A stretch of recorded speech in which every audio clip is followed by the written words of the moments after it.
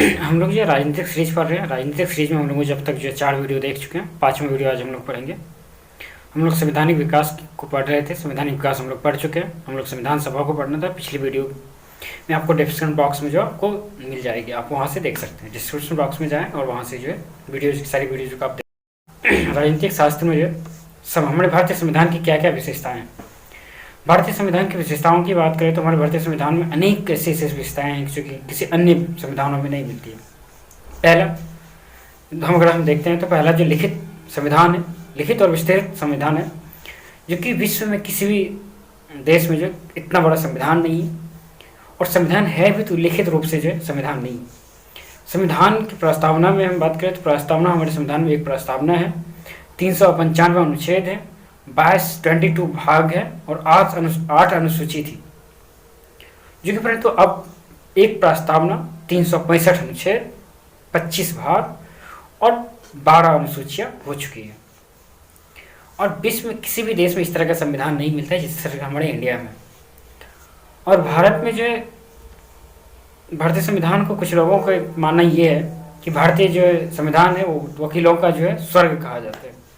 कहते हैं उन्हीं के वकीलों का स्वर्ग कहते हैं, क्योंकि उसे ये लगता है कि जटिल हमारे जो संविधान में जटिलताएं हैं उसको जो इसलिए स्वर्ग के नाम से भी दिया गया है। हम लोग बात करते हैं प्रस्तावना क्या, भारत के संविधान में प्रस्तावना क्या है। तो भारत के संविधान में प्रस्तावना भारतीय संविधान के प्रारंभ में एक उत्कृष्ट प्रस्तावना होता है, जो कि भारत की आकांक्षाओं एवं जनताओं की भावनाओं को जो है मुख्य रूप से समाविष्ट करता है। ठीक है, हम लोग तीसरी बात करते हैं संप्रभुता संपन्न राज्य। संप्रभुता संपन्न राज्य उस राज्य को कहा जाता है जहां पे जो आंतरिक तथा प्रादेशिक यानी कि प्रादेशिक नीतियों का निर्धारण जो है राज्य सरकार जो है स्वयं करती है। उसके बाद हम लोग पढ़ेंगे भारत की संप्रभुता जो है किसी विदेशी के हाथों में नहीं है, बल्कि भारत की जनता के लोगों के हाथों में है। जनता में ही नीत होती है। भारत यूएनओ तथा अन्य अंतर्राष्ट्रीय संघ के सदस्य हैं, अपनी इच्छाओं के अनुसार हैं। भारत जब चाहे उस सदस्य यानी कि अपनी सदस्यता खत्म कर सकते हैं, अपनी सदस्यता से वहाँ से रिमूव हो सकते हैं। फिर हम लोग बात करते हैं लोकतंत्रात्मक गणराज्य। लोकतंत्रात्मक गणराज्य का अर्थ होता है कि भारत के शासन भारतीय जनता के द्वारा निर्वाचित प्रतिनिधि के द्वारा संचालित होती है। लोकतंत्र का अर्थ यही होता है कि भारत की जनता के द्वारा प्रतिनिधि जो चुने जाते हैं उसके द्वारा संचालित होती है। गणराज्य का ऐसा होता है कि यह राज्य सभी नागरिकों को अपनी योग्यता के अनुसार छोटे बड़े पदों पर पहुंचने का अधिकार होता है। एवं साथ ही भारतीय गणराज्य के अध्यक्ष राष्ट्रपति जो एक निर्वाचित व्यक्ति होते हैं, जिस तरह से ब्रिटेन में जो है अनुवांशिक होते हैं, उस तरह से हमारे इंडिया में जो है अनुवांशिक नहीं होते हैं। ये जो प्रतिनिधि चुने जाते हैं, जो कि प्रत्येक 5 वर्ष के बाद जो है राष्ट्रपति का चुनाव होता है। चुनाव के बाद जो है हमारे राष्ट्रपति चुने जाते हैं। सांसदीय अधिकार की बात करते हैं। सांसदीय अधिकार क्या होता है? तो संविधान में जो संसदीय प्रणाली यानी संसदीय प्रणाली शासन का व्यवस्था किया गया है, जो वेस्टमिनिस्टर के मॉडल पर, जो ब्रिटेन में वेस्टमिनिस्टर मॉडल जो आधारित है उस पर नहीं है, जो कि हमारा जो संसदीय अधिकार सरकार है हमारे यहाँ पे। ठीक है, यह प्रणाली वास्तविक रूप से कार्यपालिका की शक्ति जनता में नहीं होती है। यानी कि संसदीय सरकार में क्या होती है कि कार्यपालिका की शक्ति जो है बेसिक तौर पे जो वो किसके पास होती है? बेसिक तौर पे जो जनता के पास होती है। कार्य मंत्री परिषद प्रमुख जो मंत्री परिषद होते हैं, यानी संविधान संसदीय सरकार में जो मंत्री परिषद होते हैं उनके जो प्रधान कौन होते हैं? प्रधानमंत्री होते हैं। यह सामूहिक रूप से जो है सांसद के लिए उत्तरदायी होते हैं, सांसद के लिए उत्तरदायी होते हैं। फिर हम लोग बात करते हैं मूल अधिकार। मूल अधिकार भारतीय संविधान के 3 भाग में तीसरा भाग जो है मूल अधिकार है, जो नागरिक के लोकतंत्र शासन व्यवस्था का मूल अधिकारों की जो है घोषणा संविधान की एक प्रमुख विशेषता है। मूल अधिकार की जो प्रेरणा जो ली गई है ये अमेरिका से ली गई है। ठीक है, फिर हम लोग बात करते हैं राज्य नीति निर्देशक तत्व। राज्य नीति निर्देशक तत्व संविधान के भाग 4 में राज्यों को कुछ ऐसा निर्देश देता है या नीति निर्देशक तत्वों में कुछ ऐसा उल्लेख किया गया जिसका पालन करना प्रत्येक राज्य का अपना कर्तव्य होता है।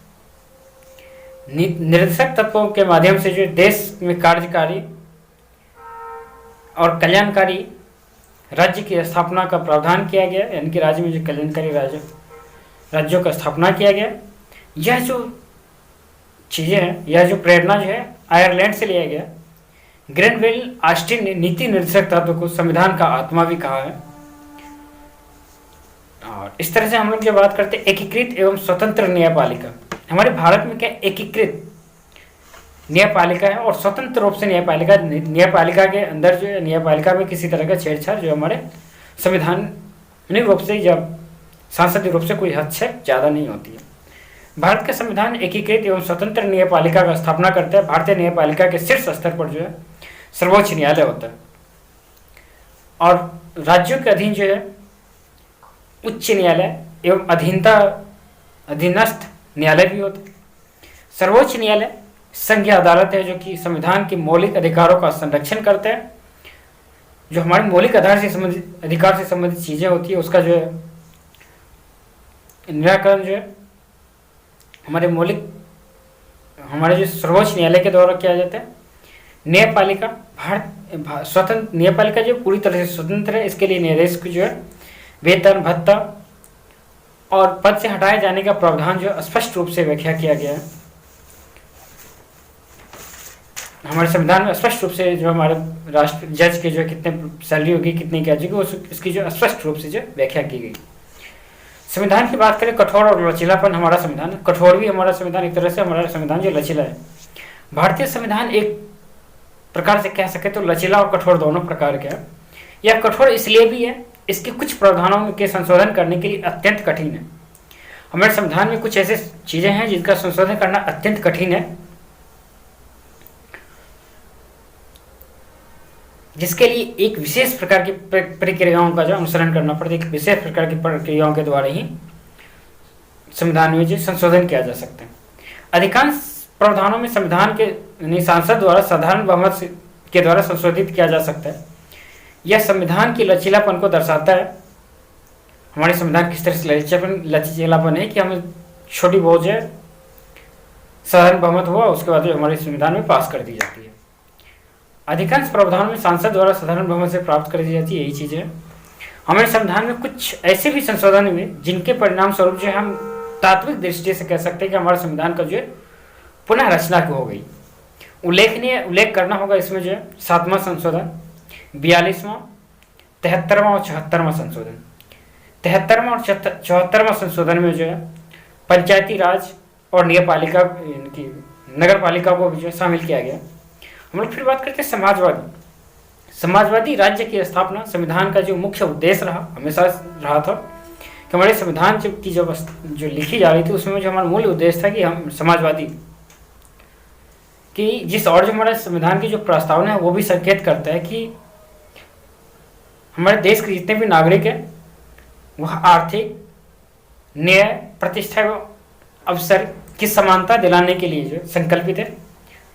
हमारे 42वें संशोधन में जो है यानी कि 42वें संशोधन 1976 में जो समाजवादी और शब्द का जो है उद्भव किया गया। हमारे संविधान में जो है 42वें संशोधन राज्य पर निरपेक्ष राज्य जो है एक हमारे संविधान की जो आधारभूत सिद्धांत है जो हमारे संविधान के कह सकते हैं कि मूल्य रूप से जो सिद्धांत थी।